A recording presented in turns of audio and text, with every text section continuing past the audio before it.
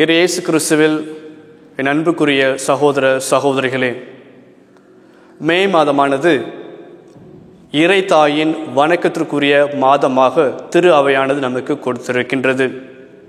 இந்த மாதத்திலே இறை அன்னையை பற்றி நாம் தியானிப்பதும் இறை அன்னையோடு சேர்ந்து ஜெபிப்பதுமாக நாம் வழக்கத்தில் வைத்திருக்கின்றோம். எனவே உங்களோடு இறை அன்னையை பற்றி பகிர்ந்து கொள்ள நான் ஆசைப்படுகின்றேன்.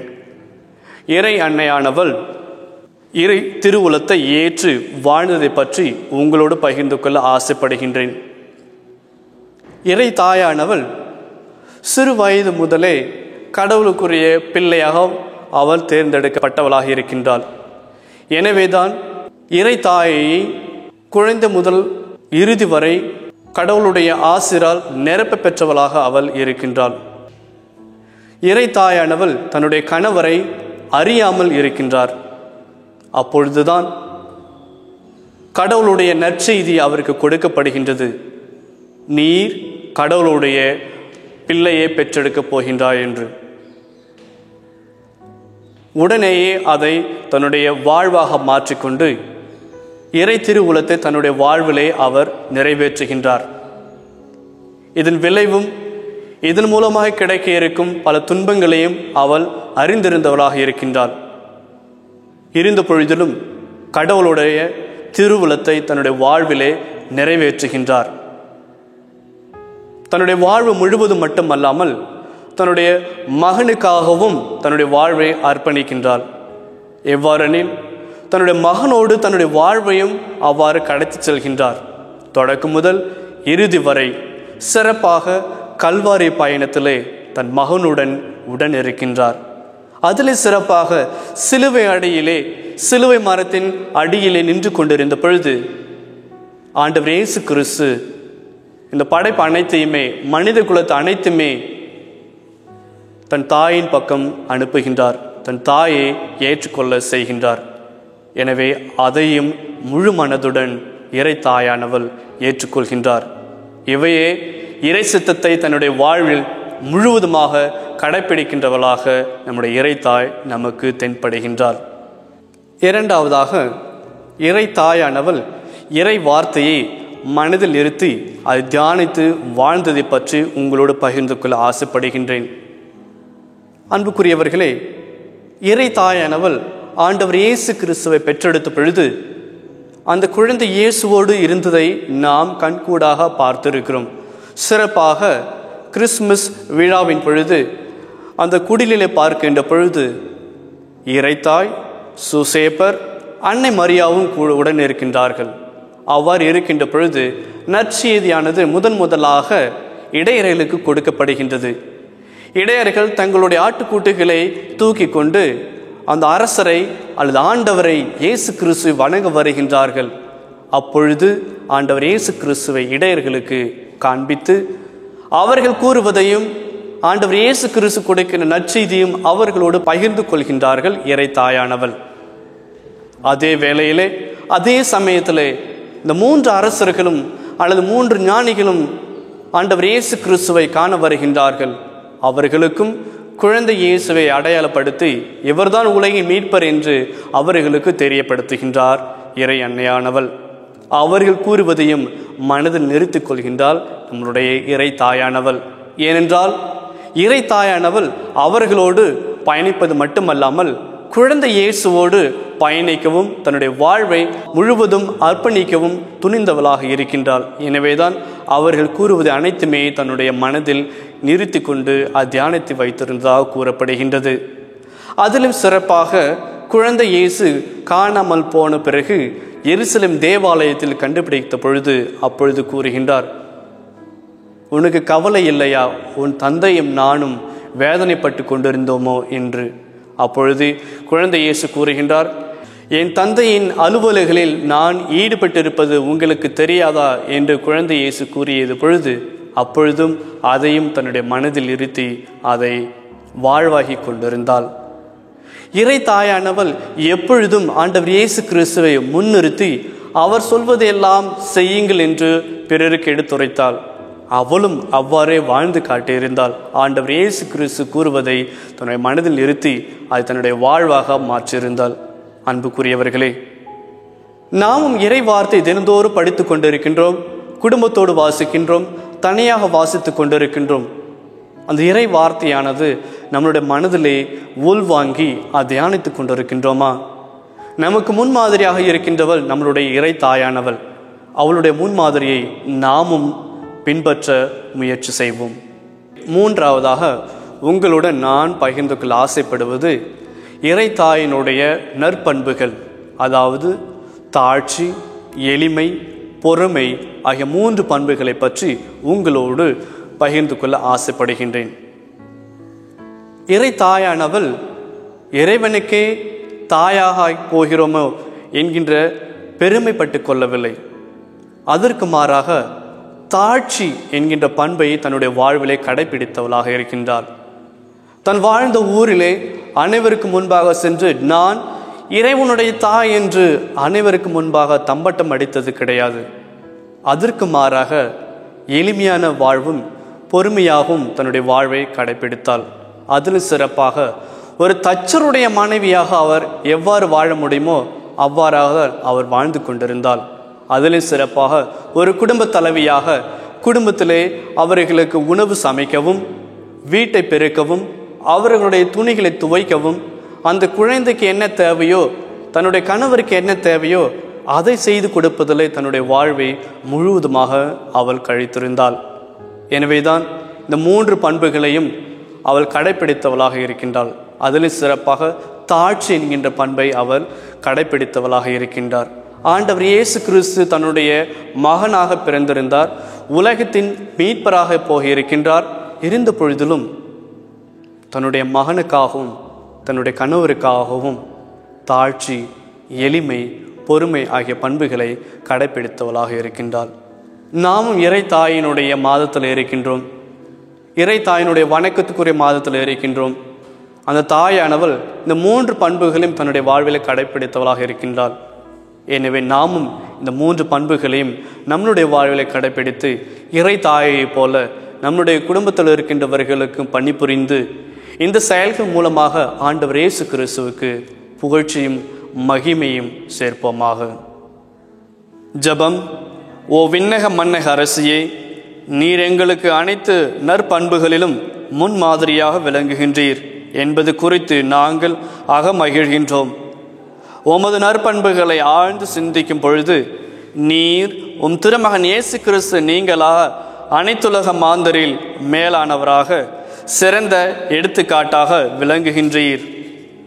ஓ தூய கன்னித்தாயே, நீர் எட்டிய இந்த உன்னத நிலையை என்னால் எட்ட முடியாது என்பது நிச்சயம். ஆயினும் எனது முயற்சியால் உம்மை பின்பற்றி வாழ்ந்திட கடுமையாக உழைப்பேன் என்று உறுதி கூறுகிறேன். உமக்கு மிகவும் பிரியமான நற்பண்புகளாகிய தாழ்ச்சி, எளிமை, பொறுமை, கீழ்ப்படிதல், இறையன்பு, இறை தியானம் ஆகியவற்றை நானும் என் வாழ்வில் கடைபிடிக்க எனக்கு உதவி செய்தருளும். என் அன்புள்ள அன்னையே, இன்று முதல் நான் நீர் எனக்கு முன்மாதிரியாக வாழ்ந்து காட்டிய பண்புகளை கடைபிடித்து வாழ்வதில் கவனமாயிருப்பேன். ஏன் இந்த தீர்மானத்தை நடைமுறைப்படுத்திட எனக்கு உதவியருளும். ஆமென். இன்றைய தினத்தில் நாம் ஜெபிக்க வேண்டிய ஜெபம். விண்ணக மன்னக வாசிகள் அரசியான எங்கள் அன்னையே, எங்களுக்காக வேண்டிக் கொள்ளும். இன்று செய்ய வேண்டிய நற்செயல். இம்மாத முடிவில் நல்ல பாவ சங்கீர்த்தனம் செய்வதற்கு உறுதி பூண்டு அதற்காக தம்மையே தயாரித்து கொள்வது. மரியே வாழ்க, மரியே வாழ்க, மரியே வாழ்க. இயேசு கிறிஸ்துவில் அன்புக்குரிய சகோதர சகோதரிகளே, இறை தாயின் மூலமாக நாம் பல்வேறு கிருபைகளையும் ஆசிரியர்களையும் சிறப்பாக பெற்று வாழ்ந்து கொண்டிருக்கின்றோம். எனவே அந்த ஆசிராலும் கிருபையாலும் குருவானவர்களும் அல்லது மரண தண்டனை பெற்றவர்களும் சிறப்பாக ஆசிரியர் பெற்றவர்களாக வாழ்ந்தார்கள், அல்லது இறைவனுடைய அருளை பெற்றவர்களாக அவர்கள் வாழ்ந்தார்கள். அவ்வாறாக ஒரு எடுத்துக்காட்டை உங்களோடு பகிர்ந்து கொள்ள ஆசைப்படுகின்றேன். 300 ஆண்டுகளுக்கு முன்பாக பெர்னாது என்கின்ற குருவானவர் பெரிய இடத்திலேயே பிறக்கின்றார் அல்லது பணம் படைத்த ஒரு குடும்பத்திலேயே பிறக்கின்றார். கிறிஸ்துவின் மீது உள்ள ஆர்வத்தாலும் மரியான் மீது உள்ள பக்தியிலும் அவர் ஒரு சிறந்த குருவானவராக மாறுகின்றார். குருவானவர் ஆன பிறகு மக்களிடத்திலேயே அவர் ஒரு பணம் படைத்த குருவானவராக விளங்க வேண்டாம் என்றும் அல்லது தான் பெரிய இடத்து பிள்ளை என்று யாருக்கும் தெரிய வேண்டாம் என்றும் தன்னை சாதாரண ஏழை குருவான அழைக்கும்படி அவர் கேட்டுக்கொண்டார். எனவே அவர்களும் அவரை ஏழை எளிய குருவானர் என்று அழைத்தார்கள். இவ்வாறாக இந்த குருவானவர் புனித பெர்னாத்தின் ஜபத்தினை தான் மிகவும் விரும்பி ஜபித்து கொண்டிருந்தார். இறை தாய்க்கு பிடித்த சிறந்த ஜபமாக இருந்தது. அந்த ஜபத்தை தான் ஜபித்து அதன் மூலம் பல ஆசிரியர்களையும் கிருபைகளையும் பெற்றவராக வாழ்ந்து கொண்டிருந்தார். இவ்வாறு தான் வாழ்ந்த பொழுது மறைபரப்பு பணியிலே ஈடுபட்டிருந்த பொழுது அவருக்கு ஒரு செய்தி வருகின்றது. அதாவது சிறை கைதியானவன் ஒருவன் மரண தண்டனை பெற்றுவிட்டான். அவனுடைய பாவ சங்கீதனை கேட்கும்படி அவருக்கு அழைப்பு விடப்படுகின்றது. இந்த குருவானவரும் அந்த மரண தண்டனை கைதி உள்ள இடத்திற்கு செல்கின்றார். அந்த சிறைக்கு சென்ற பிறகு அந்த கைதியை பார்த்து கேட்கின்றார், பாவ சங்கீதனம் செய்த உனக்கு விருப்பமா என்று. அவன் நிராகரிக்கின்றான். ஜபத்தினை செய்ய உனக்கு விருப்பமா என்று கேட்கின்றார். அவன் நிராகரிக்கின்றான். புனித பெர்னாத்தின் ஜபத்தினை அவனுக்கு எடுத்து காண்பிக்கின்றார். அவன் தூக்கி வீசுகின்றான். இறுதியிலே கோபமடைந்த இந்த குருவானவர் புனித பெர்னாத்தின் ஜபத்தினை அந்த சிறை கைதினுடைய வாயிலே திணிக்கின்றார். வாயில திணித்த உடனேயே அவன் கை கட்டுப்பட்டு இருந்ததால் அவனால் ஒன்றும் செய்ய முடியவில்லை. அப்பொழுது அவன் கண்ணீர் விட்டு அழுது மண்டி இடுகின்றான். அதே இடத்திலேயே அந்த குருவான இடத்திலே அவன் நல்லதொரு பாவ சங்கீதனம் செய்கின்றான். செய்து முடித்த பிறகு அந்த குருவானவரோடு புனித பெர்னாத்தின் ஜபத்தையும் அவன் ஜபிக்கின்றான். அந்த ஜபத்தை ஜபித்த உடனே அவனுக்கு மரண தண்டனை நிறைவேற்றப்படுகின்றது.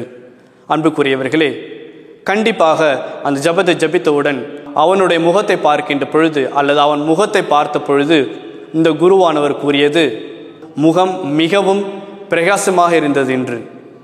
ஏனென்றால் இறைவனுடைய அருளை பெற்றவனாக அவன் அப்பொழுது இருந்தான். இறை தாயினுடைய அருளையும் கிருபையும் பெற்றவனாக அவன் இருந்தான். எனவேதான் அவனுடைய முகம் மிகவும் மிளிர்ந்தது என்று அந்த குருவானவர் கூறுகின்றார். இதோடு மட்டுமல்லாமல் இந்த குருவானவர் தன்னுடைய மறைபரப்பு பணியில் ஈடுபட்டு இருந்த பொழுது மீண்டும் ஒரு செய்தி அவருக்கு கிடைக்கின்றது. அதாவது சிறை கைதி மரண தண்டனை, இன்னொரு மரண தண்டனை பெற்றவன் இருக்கின்றான் என்று. அப்பொழுது அந்த சிறை கைதியை பார்க்க இந்த குருவானவர் செல்கின்றார். ஏனென்றால் அவனும் அவனுடைய ஆத்மாவும் கடவுளால் காப்பாற்றப்பட வேண்டும் என்று அந்த சிறை கைதியை பார்க்க செல்கின்றார். அந்த சிறை கைதியை பார்த்து அவனிடத்திலே பாவ சங்கீதனம் செய்ய அழைப்பு விடுக்கின்றார். ஜபத்தினை ஜபிக்க அழைப்பு விடுக்கின்றார். அல்லது ஜபத்தினை பார்க்கும்படி அழைப்பு விடுக்கின்றார். எதிலும் அவனுக்கு ஈடுபாடு கிடையாது. எனவே குருவானவரை எட்டி உதைக்கின்றான். உதைப்பட்ட குருவானவர் கீழே உருண்டு செல்கின்றார். மீண்டும் மேலே எழுந்து வந்து அந்த சிறை கைதி எங்கு நின்றானோ, எங்கு உதைத்தானோ அதே இடத்திலே அந்த சிறை கைதிக்கு முன்பாக மண்டியிட்டு அவனுக்காக ஜெபிக்க ஆரம்பிக்கின்றார். அந்த ஜபத்தினை ஜபித்த உடனேயே அந்த சிறை கைதியானவன் கண்ணீர் விட்டு தேம்பி தேம்பி அழுகின்றான். அந்த ஜபத்தினை அவன் காதால் கேட்ட பிறகு அவன் மனம் மாறுகின்றான். அதே இடத்திலேயே குருவானவரோடு அவனும் மண்டியிட்டு ஜபிக்கின்றான். ஜபித்த உடனேயே அவன் நல்லதொரு பாவ சங்கீதனம் செய்கின்றான். குருவானவர் அவனுக்கு நல்லதொரு ஆசிரியையும் வழங்குகின்றார். பிறகு அவனுக்கு மரண தண்டனை நிறைவேற்றப்படுகின்றது. அன்புக்குரியவர்களே, புனித பெர்னாத்தின் ஜபத்தை நாமும் தினந்தோறும் ஜபிப்போமாக. அந்த ஜபத்தின் மூலமாக இறைவனால் கிடைக்கப்படுகின்ற அனைத்து கிருபைகளையும் ஆசிரியர்களையும் நிறைவாக பெற்றவர்களாக வாழ நாம் முயற்சி செய்வோம். இறை தாயினுடைய ஆசிராலும் கிருபையாலும் நாம் நம் குடும்பத்தாரும் நிறைவாக ஆசீர்வதிக்கப்படுவோமாக. ஆமென். மிகவும் இரக்கமுள்ள தாயே, உமது அடைக்கலமாக ஓடி வந்து உம்முடைய உபகார சகாயங்களை இறைந்து உம்முடைய மன்றாட்டுகளின் உதவியை கேட்ட ஒருவராகிலும் உம்மால் கைவிடப்பட்டதாக ஒருபோதும் உலகில் சொல்ல கேள்விப்பட்டதில்லை என்று நினைத்தருளும். கன்னியர்களுடைய ராக்கினியான கன்னிகையே, தயவுள்ள தாயே, இப்படிப்பட்ட நம்பிக்கையால் ஏவப்பட்டு உம்முடைய திருப்பாதத்தை அண்டி வருகின்றோம். பெருமூச்செறிந்து அழுது பாவியாகிய நாங்கள் உமது தயாளத்தை காத்துக்கொண்டு உமது சமூகத்திலே நிற்கின்றோம். அவதரித்த வார்த்தையின் தாயே, எங்கள் மன்றாட்டை புறக்கணியாமல் தயாபரியாய் கேட்டு தந்தருளும். ஆமேன். ஜென்ம பாவமில்லாமல் உற்பவித்த புனித மரியாயே, பாவிகளுக்கு அடைக்கலமே, இதோ உமது அடைக்கலமாக ஓடி வந்தோம். எங்கள் பேரில் இரக்கமாயிருந்து எங்களுக்காக உம்முடைய திருக்குமாரனை வேண்டிக் கொள்ளும். அருள் நிறைந்த மரியே வாழ்க, ஆண்டவர் உம்முடனே, பெண்களுள் ஆசீர் பெற்றவர் நீரே. உம்முடைய திருவயிற்றின் கனியாகிய இயேசுவும் ஆசீர் பெற்றவரே. புனித மரியே, இறைவனின் தாயே, பாவிகளாயிருக்கிற எங்களுக்காக இப்பொழுதும் எங்கள் இறப்பின் வேளையிலும் வேண்டிக் கொள்ளும். ஆமேன். ஜென்ம பாவமில்லாமல் உற்பவித்த புனித மரியாயே, பாவிகளுக்கு அடைக்கலமே, இதோ உமது அடைக்கலமாக ஓடி வந்தோம். எங்கள் பேரில் இரக்கமாயிருந்து எங்களுக்காக உம்முடைய திருக்குமாரனை வேண்டிக் கொள்ளும். அருள் நிறைந்த மரியே வாழ்க, ஆண்டவர் உம்முடனே, பெண்களுள் ஆசீர் பெற்றவர் நீரே. உம்முடைய திருவயிற்றின் கனியாகிய இயேசுவும் ஆசீர் பெற்றவரே. புனித மரியே, இறைவனின் தாயே, பாவிகளாயிருக்கிற எங்களுக்காக இப்பொழுதும் எங்கள் இறப்பின் வேளையிலும் வேண்டிக் கொள்ளும். ஆமேன். ஜென்ம பாவமில்லாமல் உற்பவித்த புனித மரியாயே, பாவிகளுக்கு அடைக்கலமே, இதோ உமது அடைக்கலமாக ஓடி வந்தோம். எங்கள் பேரில் இரக்கமாயிருந்து எங்களுக்காக உம்முடைய திருக்குமாரனை வேண்டிக் கொள்ளும். அருள் நிறைந்த மரியே வாழ்க, ஆண்டவர் உம்முடனே, பெண்களுள் ஆசீர் பெற்றவர் நீரே. உம்முடைய திருவயிற்றின் கனியாகிய இயேசுவும் ஆசீர் பெற்றவரே.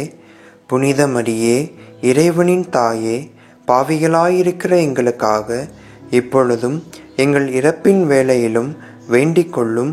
ஆமேன். தந்தை, மகன், தூய ஆவியானவரின் பெயராலே. ஆமேன்.